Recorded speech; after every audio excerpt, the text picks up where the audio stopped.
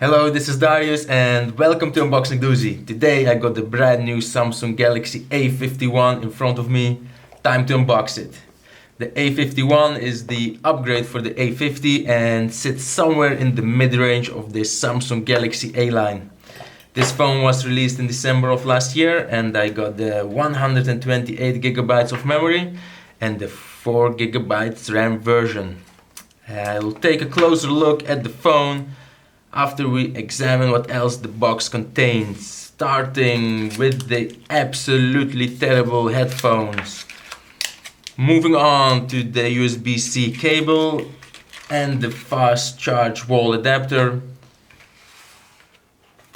Last in line we got the usual documentation and the SIM card ejector tool as always. Let's return to the phone and examine it a bit more closely. From the first look at it, the three-dimensional back is very attractive with the 4-camera module protruding about a millimeter out of it. It weighs 172 grams and has a glass front with the plastic back and frame. So this white opal resembling back will need to be hidden under a protector case if you would like to keep it unscratched. The rather large black camera module is very obvious, especially with this white back. It will be less noticeable maybe if you choose Prism Crush black, blue or pink colors for the phone. In the front, Samsung has moved the selfie camera into this little punch hole, abandoning the teardrop design of the previous model. Screen size increased to 6.5 inches from 6.4 inches. Without enlarging the phone thanks to the even smaller bezels.